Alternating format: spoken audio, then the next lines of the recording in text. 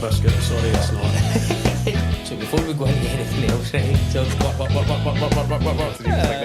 probably all 40 bits, man, but it doesn't matter. It's still worth a go. Yeah. Phenomenal. Absolutely phenomenal. When's the last time I ran down a hill? That's it.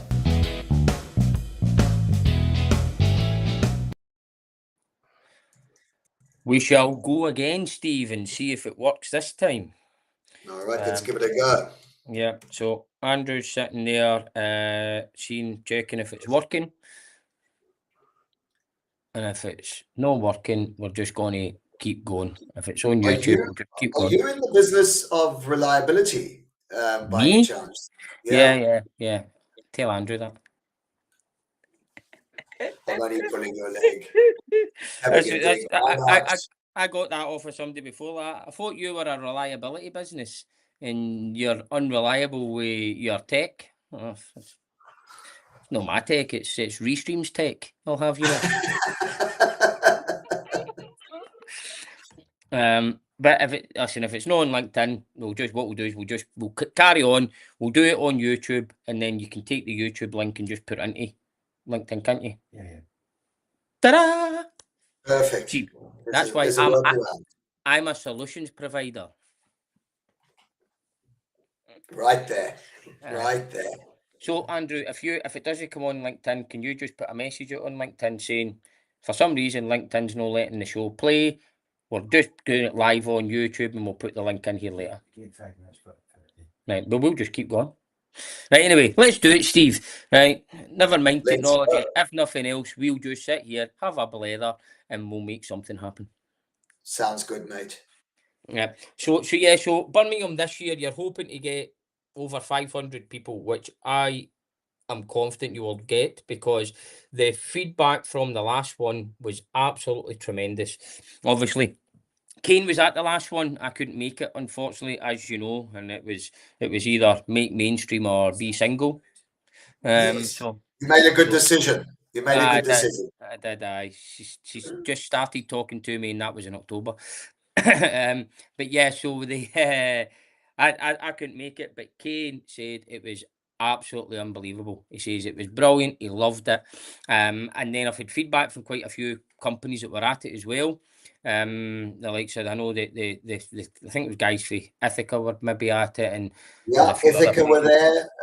Oceaneering, Scottish Water, right, Fourth Ports, National Oil Well Varco or NOV.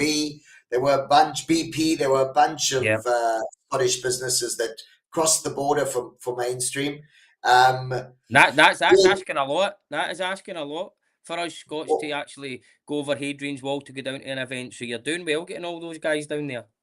Thank you. No, look, I'll be honest with you. We've launched mainstream in 6 countries, and that was the best launch I think we've ever had. The vibe was unbelievable. The venue was spectacular. We're back at the same venue called the Millennium Point, October the 20th and 21st. But what I was saying earlier is that mainstream is much more than just a conference. It begins as a research paper, and we do extensive research. We publish that paper. It becomes sort of true north for the conference, and we're going to talk a bit about the paper. It's just been published, and you can go and download it at mainstreamcommunity.com, where people can go and download the paper.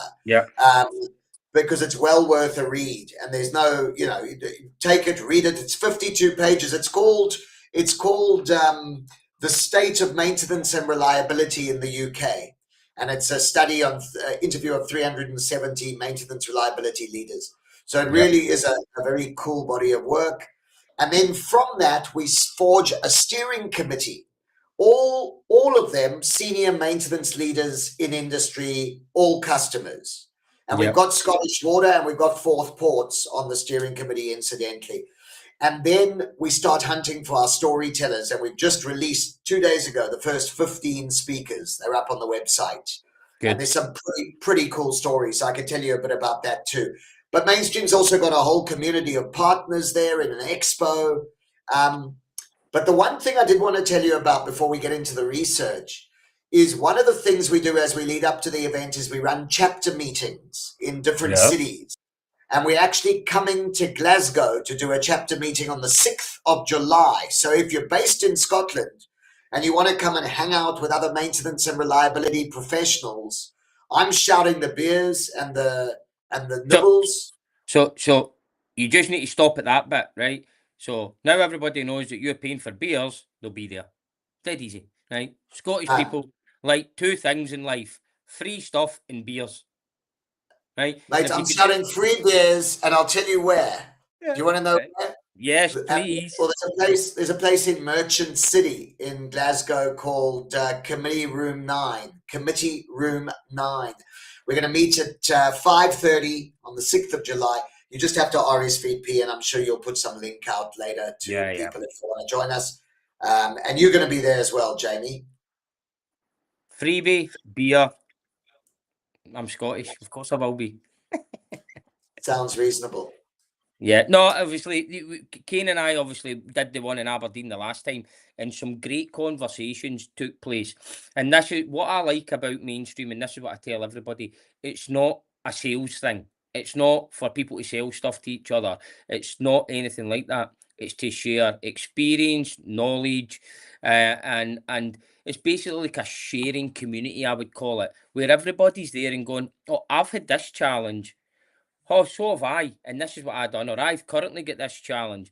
And someone else that's maybe within the room or within the network goes, "Do you know what? I had that 2 years ago. This is what we did that was good, and this is the things that we did that we wouldn't do again." And learning from each other. There's no point in recreating the wheel, and that's something that I've always said about the basically everything that we do. It's that knowledge sharing, and one of the things that I liked when we first spoke was it wasn't a case of like, let's try and get as many companies in a room as you can that can all try and sell stuff to everybody. And that's we had that open, honest conversation where I went, if that's what it is, I don't want involved, because that's not how we work. Where you're sitting there and you've got your little bit of whatever the event is, and all you've got is everybody around about you just trying to sell stuff and hundreds of salespeople. And I don't think that's not what people want anymore. People want to learn off of each other and like, so from our part of the business, because that's what people think, oh, you're there trying to sell something. We're there, all we do with these things is we're there sharing experience. If that experience can help someone else, fantastic. If we need to be involved to try and make that experience become reality for them, that's fine as well. But it's not like you've got a room full of people going, I want to do this for you, or I want to sell you that, or I want to give you this. Because that just, for me, no, that's you a can complete, get that anywhere. spot on. That's a complete and utter turn off. And that's why the whole philosophy at Mainstream is all about ask the community what they're battling with. Let them dictate the content stream that we're going to go down, and then bring other customers who make up 100% of the speakers to come and talk about how they achieved that, warts and all. So we do have the partners there, but we don't give them a voice on the stage. The stage is held by customers telling customer stories, because there's a reason that 30 years in, Mainstream's the most enduring, valuable maintenance and reliability community in the world that draws over 2,000 people a year to the 3 conferences. And that's because of what you're saying. I think that's our secret sauce, to be honest.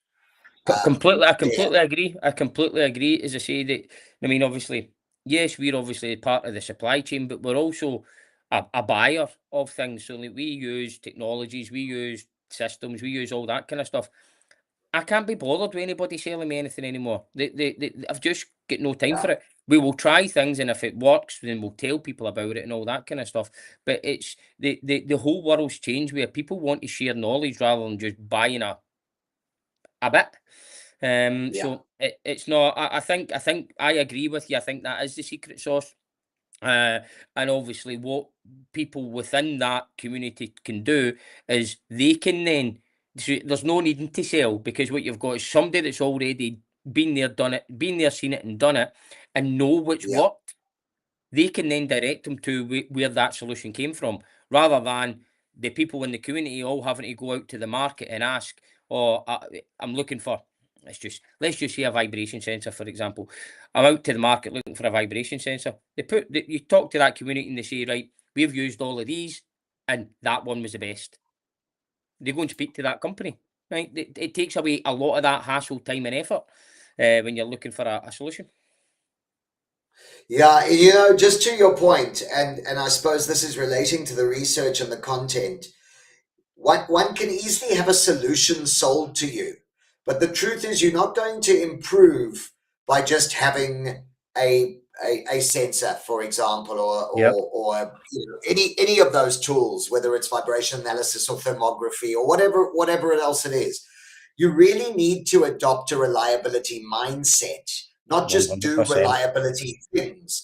And and that's what comes out of the research, and that's where conversation comes into play, where you Yep. talk with other practitioners and you understand how did you even begin your journey. It's not a question of selling something, it's a question of crowdsourcing knowledge and experience. Yeah. As you know better than I do, you know, you might do condition monitoring, but that's not a mindset of reliability. It's No. It's a it's tick in one the box. past story. So you've got what you've got is you can go out there and tick a box all day and pay money usually to tick a box, but are you actually getting the real value out of it? Sometimes I would really question that value that's achieved. And I know that there's a big bit in the research paper that talks about mindset, both from a maintenance, operations, everything else like that, because obviously I've read it. And for me, that is the biggest thing because yes, you can get someone to come in and tick a box for you. But unless you start buying into what the short, medium, and long term strategy is going to be, all these are things that are just there to try and make sure that that strategy and that journey can go to plan, and bringing different mindsets and philosophies in to try and help you get to your bigger goal, whether that's just stopping the site breaking down, whether it's getting more production efficiency out the door, all of these things. But as you say, if you just do what you've always done, you'll get what you've always got, is the old statement that you hear over here. And that's what you see that in quite a few messages that are coming out of your report, where a lot Yeah. of it is mindset. Yeah, absolutely.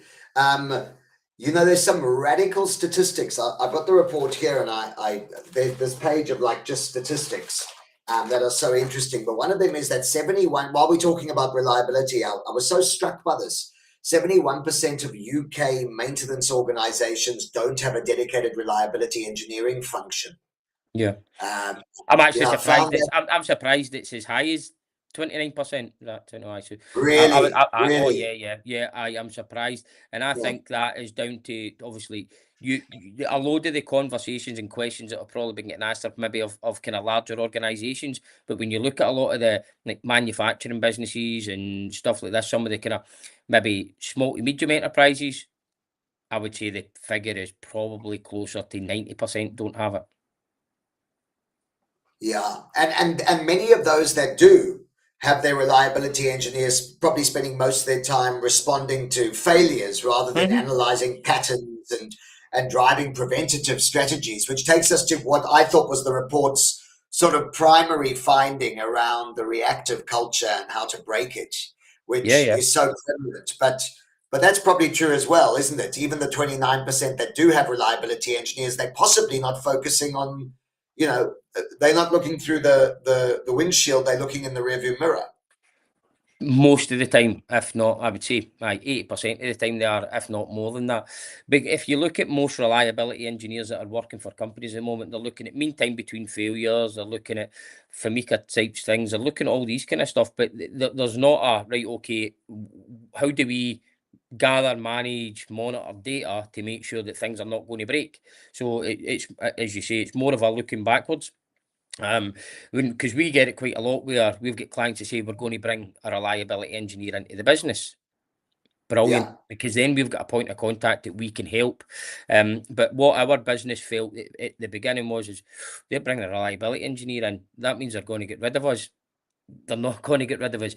All we become is a data stream and a assistance to a reliability engineer that's on a site to try and help them be able to look forward rather than just basically picking up the pieces in the background sometimes with these people. yeah, We did an event on Wednesday, Kane and I, and it was up it was up at an innovation centre in Forest. A thing that's organised by Seed, who we're a member of, and it was a fantastic thing. It was talking about root cause analysis, and we made a statement. So there was one of the guys was a reliability engineer from this business, and there was all engineer managers and distillery managers and all this kind of stuff. And we said that the reliability engineer in a business used to be the person that got told to sit in the corner and don't open their mouth. And the reason was because they were always wanting to spend money. But the reliability engineers are wanting to spend money to save money. But the philosophy and the mindset wasn't there. Now you've got aging plants, aging assets that are saying, well, we need to get an extra 10 years life out of this. How do we do it? Well, maybe better go and speak to that wee guy or that wee woman that we told to sit in the corner for the last 5-6 years, because they're giving, that's the type of information they're giving us. And this is where these reliability roles become crucial in these organisations, because the only way that you're ever going to get an extra 10 years life out of something that's past its design life stage is by gathering and managing data on it. If you don't have access to that, it's always a risk. So yeah, it's the world is changing with regards to this. I say, I've been involved in this sector for a long time, and we are seeing that change. And the people are having more of a reliability related focus, but some customers and sectors are a bit further on the journey than others. But that's what you're seeing in your report as well. Is that absolutely. I thought the way that the way the research is framed around the reliability bit is improving the standing of the reliability function. It's almost like it needs its own PR agency. And I think its time is coming now. And back to point number one in the research, which for me is the one that I find, because it's very much about psychology, is that notion of breaking the reactive cycle, which seems to be everyone's greatest desire. I mean, there's some staggering stats, but what the report offers up as a view is that the barrier isn't knowledge any longer. We know that being less reactive means we know that being more reactive means maintenance is more expensive, probably less safe, probably less sustainable. So we know this. So it's not knowledge. It's got to be culture. Why do organizations keep falling back into that reactive cycle? And one of the reasons is because, engineers who fix things get celebrated. Engineers who you don't see, who quietly prevent failures, are invisible. And so it goes to KPIs, it goes to remuneration, which leads to habits, which takes us back to the end of that cycle. And so what it really needs is a sustained leadership commitment that outlasts any individual manager. If you really want to sustain it, and one of the stats that I just thought was fascinating is that the average tenure of a senior maintenance leader is 3.2 years. And if you want to sustain this notion of this culture that you bring in and you set, it's probably going to outlast the person at the top of the tree. And so, there's a lot more to it. It's no longer knowledge; it's now culture, and culture's about people, and people need to be brought along on the journey. So it might be engineering, but it's really psychology, isn't it? Yeah. And I'm going to throw in a statement that I stole off of my friend Amy Doole, who she says culture eats strategy for breakfast, right? Yeah. And I completely agree with that, because if you get the culture right, the people right, they make the strategy happen, right? Without the right culture and the right people, you can put whatever strategy you want in place, it's never going to be achievable. So I completely 100% agree with all that. I'm going to go back quickly on a wee point that you said about the likes of, so your reliability engineer that's saving the company's millions, right? The better they are at their job, the less visible they become, right? So realistically, if you've got a reliability engineer that basically you never see or hear of, it means they're doing a good job. It means that they are very successful. But you become a victim of your own success, because then you get forgotten, because you're seen as, that person's just costing us money now. But they don't realise that that isn't really a cost. Reliability and good maintenance practices and condition-based maintenance and reliability centre maintenance, all these kind of things, they should never ever be seen as a cost. It should be evaluated on the risk mitigation and the cost avoidance that takes place, rather than what the actual cost is. So these people, whatever they're getting paid, sometimes you get it and they go, well, what did they do for their money? Yes. Right. We've got the Soccer World Cup or the Football World Cup coming up in the next few weeks, and Scotland are in it, which is brilliant. And it reminds me of a good referee. You know, when you don't see the ref and the game just flows, they've earned their money. When they're constantly blowing 100%. their whistle, you know, and that's the same analogy. But you talk about Good. people seeing the maintenance, the reliability folks as a cost center. 76% of UK C-suite executives consider maintenance a cost center. Isn't that terrifying? So go and read the report is my message to your listeners, because it's bloody interesting. It's a real deep dive where we interviewed, as I said, over 300 heads of maintenance and reliability across industries, and we just simply aggregated everything they said, and there are 12 topics that jump out at us. That's the blueprint for the conference. And then we went and announced the first 15 speakers, all of whom are speaking into these topics. And if you want, I can tell you a bit about the 15 speakers. Go for it. Cool. So look, Mainstream's all about customers sharing successes with other customers. There are a few independent thought leaders that we bring in from around the world. But if I think about the big highlights, you know, I'm excited by Ed Van Cees from NASA. He's talking about built for zero failure, the blueprint to reliability-led leadership. You think about remote work environments, try outer space, you know. Do us a favour, right? Because obviously our remote monitoring centre is called Mission Control, so don't tell them, right? I don't want them beating me up. You stole our name. You stole our IP. I'm not sure they can trademark that, but you know. And then we've got we've got NASA. We've got lots of international speakers like Drew Troyer, who was the absolute. He's good. You know, he came first last year. He was the global head of asset management at Anglo American. We've got Russell Roth coming out from the US. Russell ran the Kotter Institute for 10 years. John Kotter, the sort of father of change management. He's got a very powerful keynote. And then we've got local industries, be it pharma, like Johnson & Johnson, a guy called Jim Kelly coming out from Ireland, who owns large capital projects and the notion of operational readiness when they hand over a multi-billion-dollar greenfield site to the maintenance team and that interface, which I think is going to be really interesting. We got Dan Everest from Greater Anglia Trains is speaking to us about avoiding the risk of never being wrong.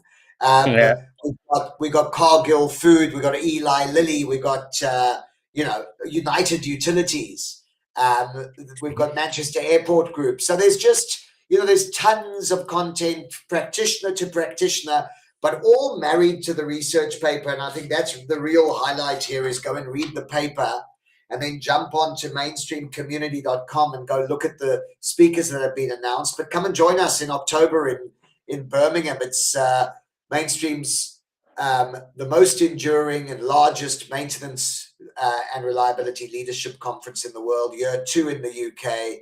And we're expecting 500 people. And we've positioned the pricing of the tickets at sort of first, second year price points, because we want to win the crowd over.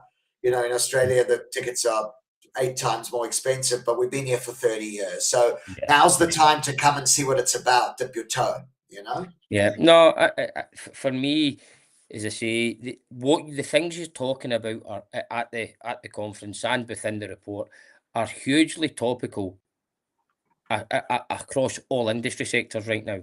Hugely topical. So it's not like, oh, this is just for the pharma, or this is just for the oil and gas, or this is just for renewables. This is sector agnostic, right? Yeah. Every single sector that's out there that has a process of sorts that they need to generate revenue has got the same challenges. Yeah, and that's the thing about this research, is we aggregated all these topics. There were tons of topics, but people vote on them. And then they end up, and they are completely across industry. Everyone feels they're deeply unique. And of course, there are things that are unique to a pharma regulated industry that's different from a water utility. Of course they are. But in essence, the big topics like we're too reactive, or we don't hold reliability dear enough, or we try convert data into decisions that stick and we aren't able to, or there's a relationship issue between operations and maintenance. How do we fix that? How do we win the C-suite so that we get more budget and they don't view us as a cost center? All of these things are generic. Yeah. You know, onto that data topic, you know, we heard from everyone, and this was cross-industry, we're drowning in data, but we're starving for insight. And it's amazing. It's amazing how much data we've got coming off our machines, and yet we don't really know how to turn that into decision making. And yet people are going, I want AI. Well, we haven't really got the basics of capturing data right yet. So, you know, you've got to fix both of those things at the same time. Of course, you want to be trying AI, but you've got to get your discipline right. There's a stat that talks around, and I'm going to find it for you quickly. I think it's 70%. It's in amongst these stats. 70% of organizations, or it might be 67% of organizations, have switched off an AI initiative in the last 3 years. Yeah. You know, so there's this whole life cycle of data that the conference is going to focus on. It's not just about the sexy stuff at the end, but it's about the discipline of collecting it. It's about mobile workforces collecting. It's about why. It's about showing people a result of what their hard work in collecting data means to them, to inspire them to continue to do it.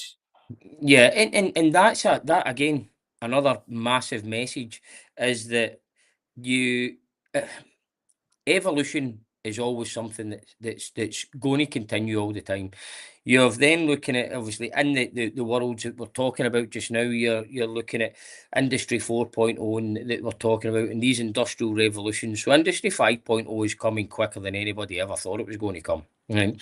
With the embedding of AI and all these other real clever technologies. But what people need to also remember is that you sometimes need to be able to walk before you can run. And what that's kind of on the back of what you're saying there about the data. It's all right saying you've got all these thousands of bits of data, you're not being able to deliver insights into it, so you want to just throw an AI onto it.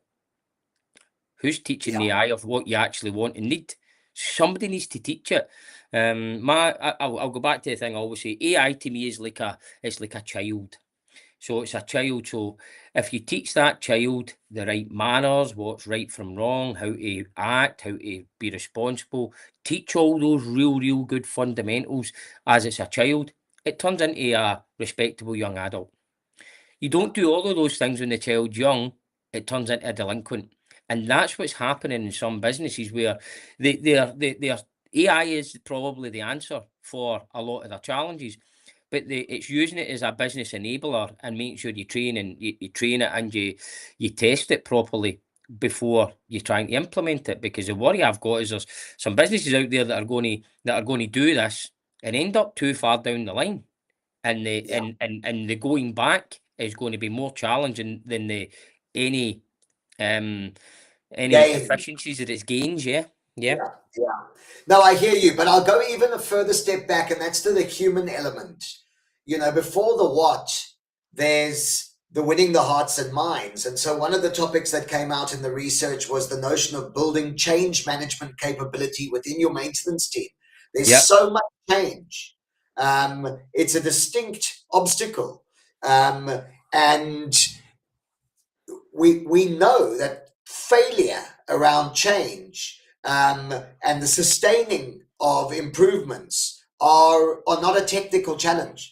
And maintenance leaders are increasingly expected to be part politician, parent, coach, influencer. But they don't have any formal training for that. They're engineers. You know, that's another very interesting human dynamic. You know, it's the same as selling the value to the C-suite.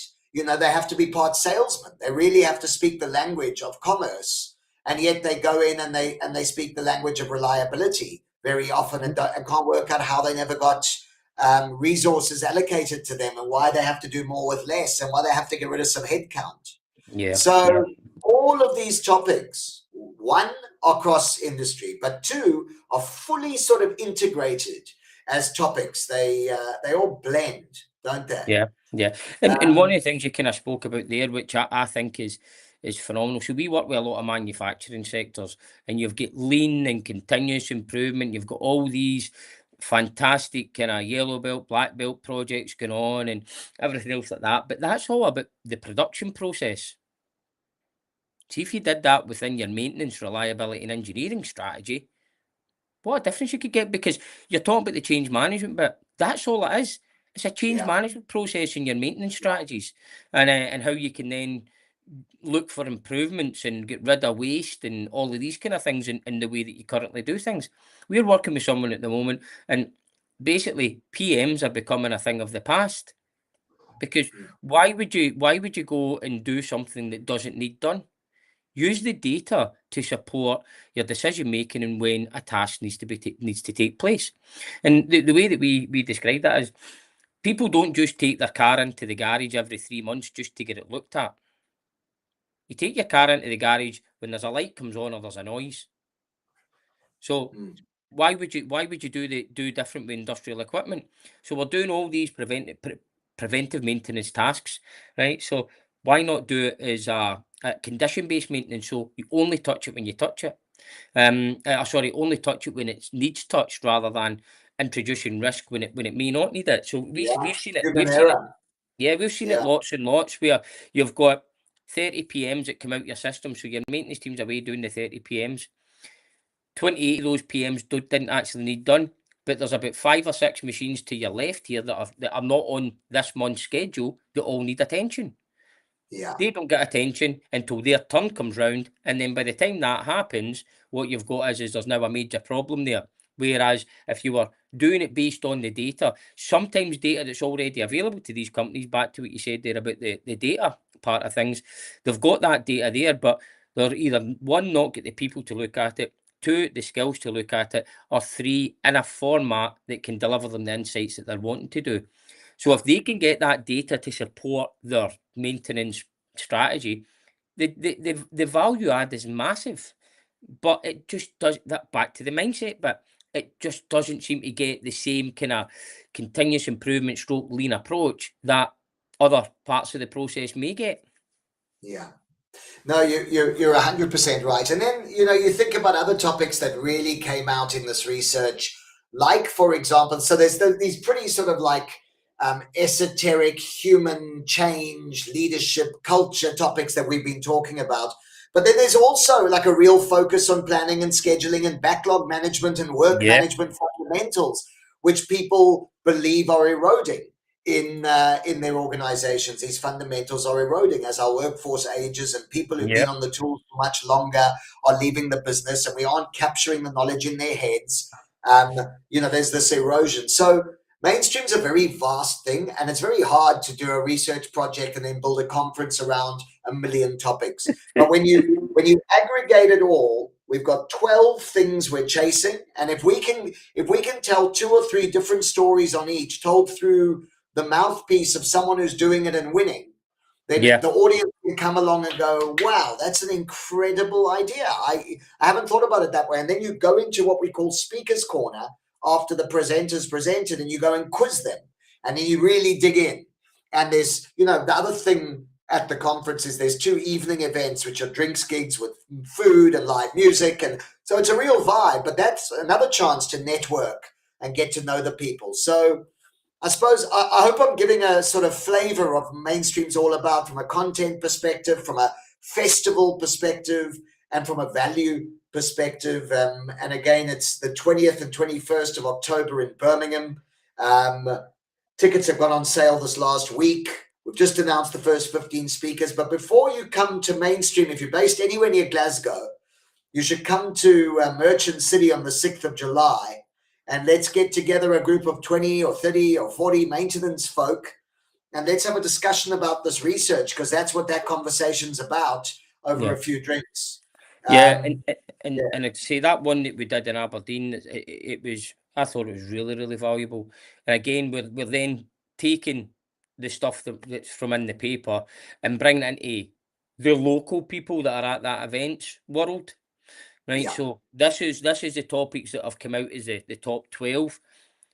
Do you agree with them? Do you think does at least 3 or 4 of those 12 resonate within your business? And would you say that they're high up there if you were going to be asked the same question? And then you're then focusing on that as conversation topics. I think it's as I say, thought it was hugely valuable at the time. And yeah, as I say, we're looking forward to being part of that one in Glasgow because we got quite a lot out of it. Obviously, I think the people that were in the room kind of managed to get some value out of us as well, because obviously we see some of these challenges across a lot of industry sectors, and we've also seen what some companies have done to try and address it as well. So hopefully, if we can throw some ideas and experience that we've got from the clients we work with. I think we've been to Aberdeen twice to do these think tanks as we've grown mainstream, and obviously they're completely free of charge. We sort of pay it forward by putting these evenings on. Yep. And I think we've had 22 organizations in the room, and I think 14 of them showed up at mainstream. And one of the reasons they did is because you start getting to know people. Yeah. And it starts the conversation early, and we link you all together. And then as the conference gets closer, you come back, and by year 3 or 4, if you've done a few of the meetups and you've been to the conference each year, you've got this community that you can tap into, where you can just pick up the phone or ping someone a message through the mainstream platform and go, "Hey, I remember you spoke about this. I'm having a bit of a battle. Can we have a chat?" Yeah. No, that's well. Obviously, the guys at Oceaneering, we didn't know any of those guys beforehand, and then we found that obviously we're similar but different, if you know what I mean. But we've got similar customers with similar challenges, and we realised, right, there is actually a lot of value by us trying to help each other to help our clients. And those conversations have kind of went on since that first event, and you never know. As I say, spent a lot of time with those guys, quite a lot of time with some of the other people that were at the event as well. So I completely agree with you, and it becomes a trust thing.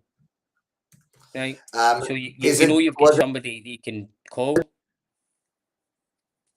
Oh, sorry. Was it John McCaskill from Jerry? Hi. Yeah, John. Yes, sorry, I think my internet had I got you back. John McCaskill from Oceaneering at the Aberdeen session told a great story, didn't he? He got shot. Oh yes, he got shot twice. He got shot twice on the same day. And we asked him, I mean, this isn't the maintenance topic, but it was bloody interesting. We asked him, did you get shot twice in a row by the same person? He said, no, you got shot twice on the same day, but later. It was a mind-blowing story. Mental. That's what I said. You just, because at first of all, how daft must you be to get shot twice in the same day? Twice on the same day by the same 11-year-old child. Brilliant. Anyway, the thing that I remember from Aberdeen, the second time we went to Aberdeen, we met your friend Kenny from the OGV tap room. Yep. And he took me into his, what do you call those sort of escape rooms? He has an escape room. It's terrifying. His place up there is awesome, isn't it? That tap room. Remember, we had the wee bit down there, and then you've got like the live music bit at the back of it. Then you've got the escape rooms. You've got all that. They're phenomenal. Well, they're now no longer called the OGV. They're now called, what is their new? They've rebranded. Yes, I can tell you. Gosh, it will come to me. You know how I know this? You introduced me to Kenny. In fact, last time I was on your show, this is a funny story. Last time I was on your show, a guy, you said to me, I said, I want to go run a pub meetup in Aberdeen. And you said, oh, there's a guy on the chat. He says he'll help. So I went, oh, really? What's the guy's name? You said, it's Kenny. So and then I said, oh, Kenny's going to help. He said, yeah, Kenny knows everyone. He'll help get a crowd together. And I went, oh, okay, I wonder if we got a venue. And you went, yeah, Kenny owns a pub. And I said, you're making Kenny up. He doesn't actually exist. Nobody's that good. They're going to help for the thing. He's got a pub. So anyway, we went and we ran it at Kenny's. And Kenny, I then connected with Kenny's lady that's come out to live in Australia. Her name's Emma, to run the business in Australia. And they actually came to Mainstream in Perth and walked around the expo and did all the filming of all of our guests and customers. And and they put together some video for us. It was really cool. They're a Aye. cool bunch. They are. Yeah. That Kenny's a brilliant guy. I've known Kenny for a long time now, and he decided to go out and start OGV. It's now called Global Energy Network, GEN. That's right. That's right. So, Global Energy Network. but again, it's just a network of putting the right people in the right rooms to then help each other out. So Her name's aye.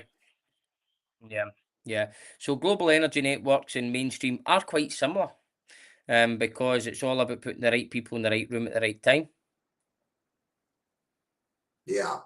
The difference is they own a golf course, Yeah. and we haven't bought our golf course yet. Yeah. We need to get your finger out, right? That's I know. very- I know. It's pathetic. Bone idle. Bone idle is my Honestly, mother's word. sitting out there in Bonsai Beach Juice with your feet up, with your hat Yeah. back to front, right? Swanning about. Not a care in the world. Yeah. See, that's the problem. So, right, see if Kenny would wear that hat the other way around and go and buy another I golf know. course. Well, that's why he's got a golf course. Correct. No, Very good. they're good guys, and again, that's why for me, putting you guys in touch with each other, you're going.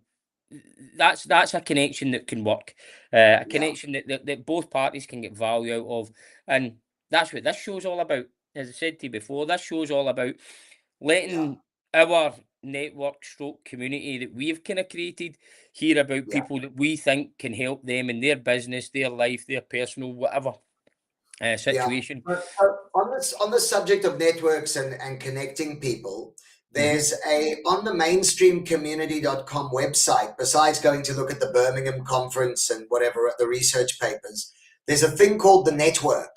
It's one of the tabs at the top, and you click on it and you can join the Mainstream Community Network. Like almost everything else at Mainstream, it's also free of charge, other than coming to the conference. These meetups are free and the network's free. But it's got about 600 articles that we published over the last 2 years. And we've got something like 5,000 maintenance folk who are now members. And you just get on there and you can connect with each other and you can read articles in this huge treasure trove or library of content. You search whatever you're looking for and it pops up. So I'll encourage everyone, whether they want to come to the Glasgow meetup or they want to come down to the conference or they just want to jump online and read some good stuff. You can do it at mainstreamcommunity.com. There you go. Easy as that. I've been on it. It's actually really, really good. So I can advocate the network within mainstreamcommunity.com because I am a mainstream. What do you call it? Just a community. You're a community ambassador. You've got a little badge that you can be an ambassador if you want. If you want to use your badge. Can I get a tattoo? Can I get a mainstream tattoo? You probably should. You should get a tattoo like me. I've got mainstream tattooed down my arm in Japanese. I was going to say something there that would probably get a lot of comments on it. An old joke that I used to know. I'll tell you offline. Yeah, you probably shouldn't. If it's stuff you used to do, you probably shouldn't do it now. Yeah, 100%. Right. My wife and I are. I'll leave you with this thought. My wife and I are busy watching a series. We've sort of finished everything. You know, when you binge watch a series, and we're watching Mad Men, which we never watched when it came out 15 years ago. But on the subject of things being different, you go into an advertising agency in New York in the 50s, and it's just a different world, isn't it? It's amazing how far we've come as a species. Yes. Or have we? Are we just bullshitting? Are we? Don't know. Yeah. There's just a lot of smoke and mirrors. Maybe. Right? And we're still all cavemen.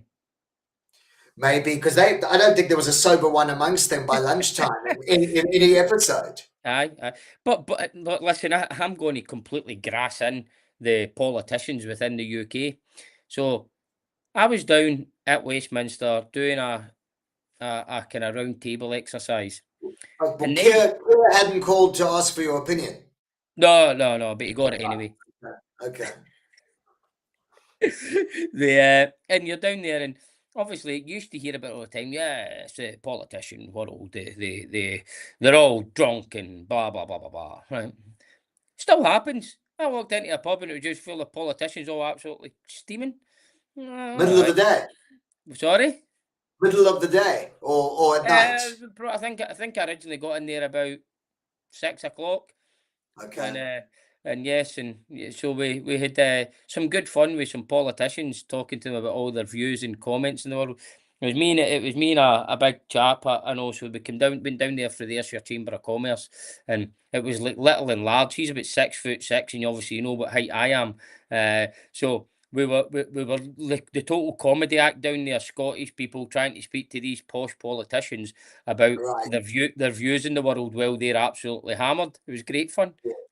Unreal. I remember the first time I spoke to you, I wish that I had my AI running with subtitles, but now I've got it covered. I fully get it. Yeah. I saying your AI running with subtitles is a comedy sketch on its own. So we started putting subtitles on the LinkedIn live show like this. 1 week I was French, the next week I was Polish, right?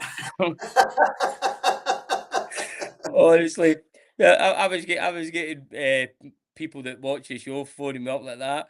Ooh, Jamie's French this week. How good. How Yeah. good. Yeah, good. Mate Robertson, thanks a hell of a lot for having me on. No problem. It is 10:30 here on a Friday night. We were invited out for dinner. I said, no, who wants to go for dinner out to a nice restaurant on a Friday night? I'm going to talk to my mate Jamie in Glasgow. Yeah. So you should have just brought your wife on the show and she'd have been like, listen, I completely understand, Steve. That guy's awesome. She was going to sit next to me, but then she figured she hears me talk so much crap anyway, she doesn't need to listen to it as a monologue. Yeah. Well, that's kind of my missus' story as well. Is you go there and you start talking to her, and she's just like, do you know what? Just don't talk to me. You talk absolute shit. Yeah, that sounds right. Okay, buddy. Right. Well, listen, anybody that's still watching the show, right, get yourself along to mainstreamcommunity.com and have a look at the website, because what the guys are doing are amazing. Those that are local to us, let's go and get a beer and talk about all things challenging in the sectors. And then everyone else that's watching that's maybe not going to be local and can make the one in July. Is it the 20th and 21st of October? 2021 October and July 6th is the meetup. Will you amplify my LinkedIn post of the Glasgow meetup? Yeah. I've just not been on LinkedIn, to be honest, Steve. So I'll get it out there once I get 5 shoot minutes. it out, because after the show, maybe a bunch of people will easily find your LinkedIn. Yeah, and what to do is even just stick in the bottom of the show the link to that post, and then what I'll do is I'll share it again as well. Sounds good.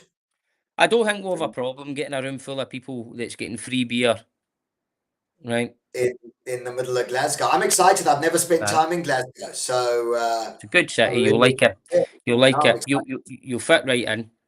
Good. All right, mate. Jolly good. Right. Have a lovely evening. Thank you very much for joining at this time of night over there, and I'll speak to you soon. Look forward, Jamie. Thanks for having me.